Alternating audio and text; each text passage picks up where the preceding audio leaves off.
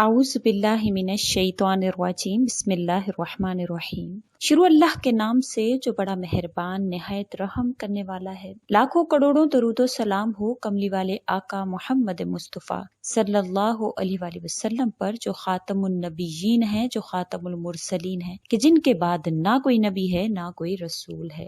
السلام علیکم، میرا نام ہے مومنہ مہربان اور آپ دیکھ رہے ہیں میرا یوٹیوب چینل پیر کامل۔ آج جو ویڈیو لے کر میں آپ کی خدمت میں حاضر ہوئی ہوں وہ ایک ایسا عمل ہے کہ اگر آپ، یہ صحابی کا عمل ہے، اگر آپ یہ عمل کرتے ہیں تو اگر آپ مٹی کا سودا بھی کریں گے تو وہ سونے کی قیمت آپ کو اس کی ملے گی۔ یہ ایسا عمل ہے جو آپ کو بہت زیادہ مال و دولت دلوا سکتا ہے، کیونکہ یہ ان صحابی کا ذکر ہو رہا ہے جن کا یہ عمل ہے کہ جب ان کی وفات ہوئی تو ان کے پاس اتنا مال تھا کہ ان کے پاس ان کے وارثوں کو تقسیم کرنے کے لیے جو چاندی اور سونے کے ڈھیر تھے ان کو کلہاڑیوں سے کاٹنا پڑا تھا، اور کاٹنے والوں کے ہاتھوں پر چھالے پڑ گئے تھے۔ ان کا وہ کون سا ایسا عمل ہے کہ اگر آپ وہ اپنی زندگی میں لے آتے ہیں تو آپ کو اللہ کریم اسی طرح سے مال و دولت عطا فرمائیں گے۔ تو آپ نے ضرور اس کو غور اور توجہ سے سننا ہے، کیونکہ یہ بے حد کار آمد وظیفہ ہے، بے حد کار آمد عمل ہے۔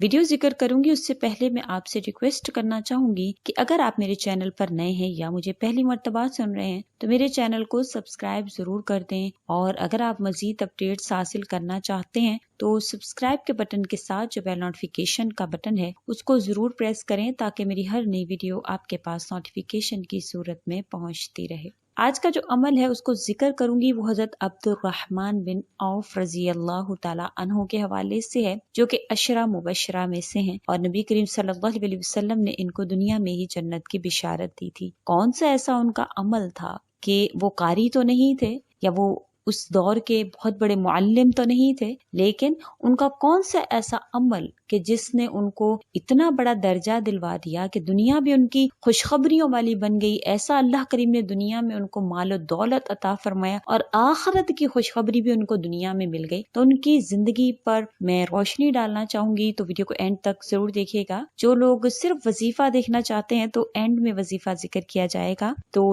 پہلے میں حضرت عبد الرحمن بن عوف رضی اللہ تعالیٰ عنہ کی زندگی کو تھوڑا مختصر طور پر آپ سے ذکر کروں گی، تو غور سے سنیے گا کہ آپ جو ہے مخصوص علماء صحابہ میں سے ایک تھے جن کو نبی کریم صلی اللہ علیہ وسلم کی موجودگی میں فتویٰ دینے کا مجاز قرار دیا گیا تھا، اور زمانہ جاہلیت میں آپ کا نام عبد عمر تھا، مگر اسلام جب آپ نے قبول کیا تو پھر آپ کا نام بدل کر عبد الرحمن رکھ دیا، تو پھر آپ کا نام اس کے بعد عبد الرحمن بن عوف ہی تھا۔ عامت المسلمین اور امہات المسلمین کے ساتھ عبد الرحمن بن عوف کا حسن سلوک کا یہ حال تھا کہ ایک مرتبہ انہوں نے ایک زمین 40,000 دینار میں فروخت کی، اور وہ ساری کی ساری رقم انہوں نے بنو زہرہ کے ضرورت مند مسلمان مہاجرین اور نبی کریم صلی اللہ علیہ وسلم کی ازواج میں تقسیم کر دی۔ رسول اللہ صلی اللہ علیہ وسلم نے حضرت عبد الرحمن بن عوف رضی اللہ تعالیٰ عنہ کے لیے اللہ تعالیٰ سے خیر و برکت کی دعا فرمائی تھی، اور وہ زندگی بھر ان کے اوپر سایہ فغن رہی، یہاں تک کہ وہ صحابہ کرام میں سے سب سے زیادہ مالدار آدمی ہو گئے۔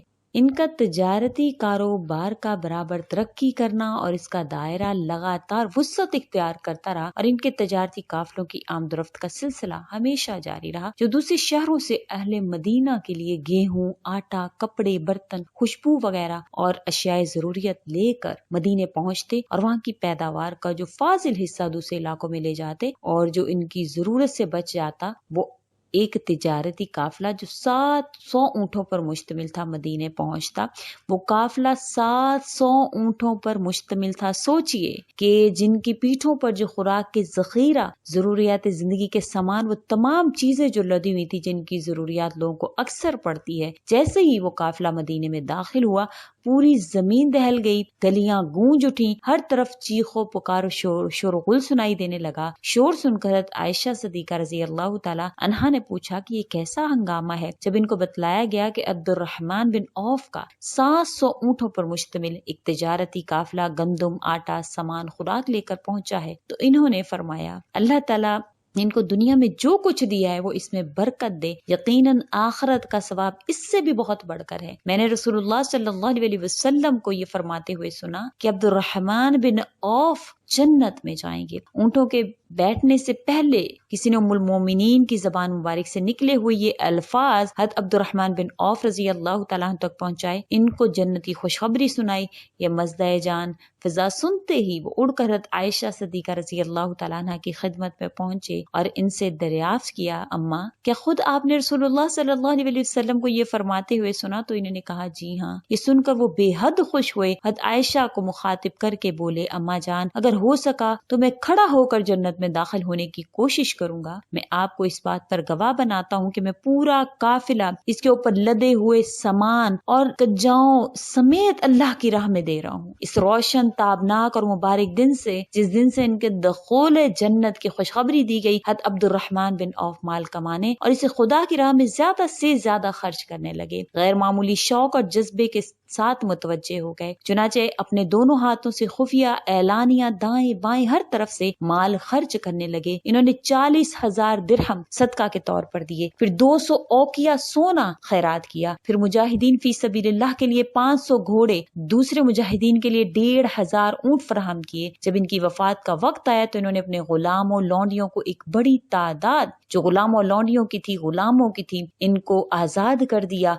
और इस वक्त असहाबे बदर में जितने सहाबा इकराम जिंदा थे, इनमें से हर एक के लिए 400 दिनार की वसीयत की। इनकी वसीयत के मुताबिक वो रकम भी उनको मिली। इस वक्त इनकी तादाद 100 थी। 100 लोगों को 400 दिनार दिरहम भी दिए। इन्होंने अपने वुरसा के लिए इस कदर माल छोड़ा कि इनके अदादो शुमार करने से भी लोग कासिर थे। इन्होंने 1000 ऊंट, 100 घोड़े, 3000 बकरियां छोड़ी। वफात के वक्त मौजूद इनकी 4 बीवियों में से हर एक को कुल तरके का 1/32 हिस्सा मिला, जिसकी मालियत 80,000 दिनार थी। इन्होंने सोने और चांदी के जो ढेर तरके में छोड़े, इन्हें वारिसों के दरमियान तकसीम करने के लिए कुल्हाड़ियों से काटना पड़ा और काटने वालों के हाथों पे छाले पड़ गए। अब एक सहाबी पीछे पीछे इनके हो लिए जब ये खाना काबा की तरफ जा रहे थे और देख रहे थे कि क्या ये अल्लाह से दुआ करते हैं कि मैं भी देखूं, मैं भी अपनी दुआ में उसको शामिल करूं कि अल्लाह मुझे भी इतना दुनिया में अता फरमा दे। तो वो खाना काबा के आगे खड़े और दुआ कर रहे हैं अल्लाह ताला से, या अल्लाह मुझे नफ्स की बुखल से बचाए या पाक परवरदिगार। तो वो सहाबी सोचने लगे कि इतना सखी इंसान अभी भी वो